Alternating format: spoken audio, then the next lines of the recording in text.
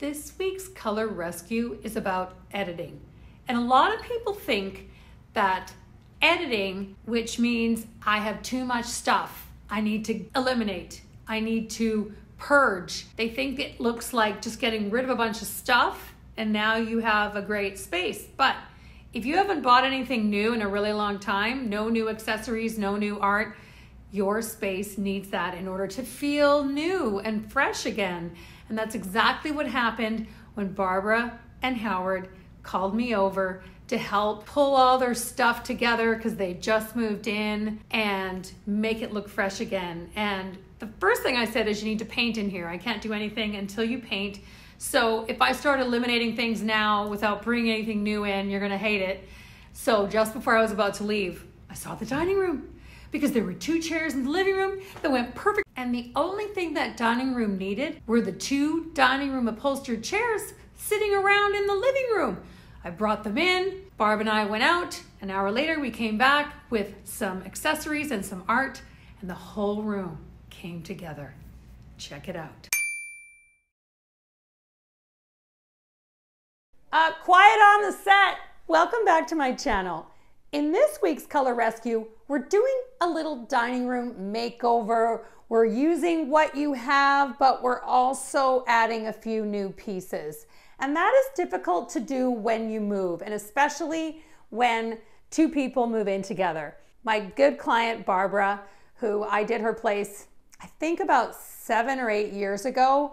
This was her space when I finished decorating it. Then she's moved a few times. Well, now she's met a new man. And they were looking for someone objective to come in and just help take both of their things and put them together, and also to help edit. I mean, we all know if you've lived in a space for a long time, you accumulate things and then you move in together, and how do you make it all work? Well, the first thing we did in this dining room, which was super fun, I've actually always wanted to do this, but I could never talk a client into doing it. So the dining room table with just the 4 little chairs in here, it kind of made it feel like a breakfast nook. And so immediately when I pulled these 2 chairs in from the living room and then pulled one out, the combination of 5 just feels kind of fresh. It feels collected, just like a dining room should be. So Barbara loves this Van Gogh piece. She had picked it out for our last makeover with her primary bedroom. So then when I saw these in Howard's living room, I realized that's how we can create this fun little dynamic grouping of 5. It repeats the green of the leaves. Then we found this little, then Barb had this in her last bedroom as well, so we moved it into here. And even though it's, you might think it's a little lumpy, we made it work with the lamp. You have to have balanced lighting in the room, right? We always want to actually, let's turn this off. You always want to create a feeling where you don't need the overheads. You could dim them, but it's nice to have this one with the 2, and it just creates this really great mood lighting in the evening. So let's talk about the gallery wall. So we started with this piece, and then just like we learned in our last Color Rescue makeover, having some white space in your art makes it feel like it's one image, right? So we're not doing 3 flower pictures. You know how much I love flowers. We're doing a little forest theme, and then we do a little abstract theme, but it picks up the colors and we have enough white space. Then we put in these little organic mirrors, which kind of picks up the vintage antique pieces in the room. And suddenly the parrot chandelier, which Barb admits she wasn't a fan of, it all kind of worked.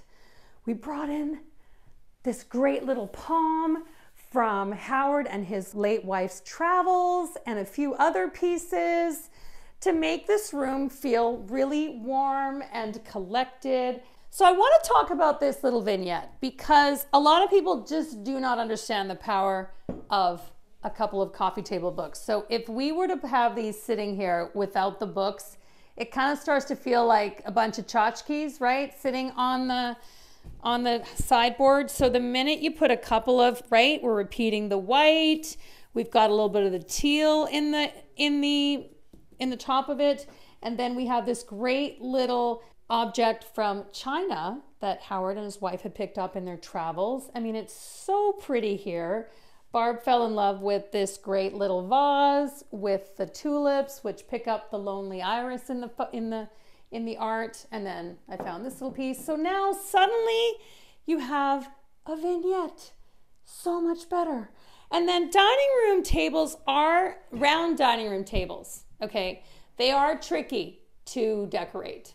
Now, what we did was we found one of the bowls. We put in some of these little raffia balls, but you could put in some fruit or artichokes, all kinds of things that you can stick on here. And then we could also introduce some candlesticks like that. Okay, one more thing I want to say about the little gallery wall we created is that notice that it's sort of it's like a triangle, right? When you're styling, you always want to create that so that you don't have this kind of roller coaster effect with your gallery walls, with your vignettes, right? So that was easy to do with these little mirrors. And then you'll also notice that now the chandelier is not in the way of the art. So the lesson here is you can do this too. All of this they already had except for the lamps, the few additional pieces. Like take your lonely piece of art that you love, right? Take that to a Home Goods or a Home Sense or a big box store and then just add the pieces that go with it and just play with it, right? And then you can have a wall that looks a lot more dynamic than just one little lonely piece of art sitting above your side.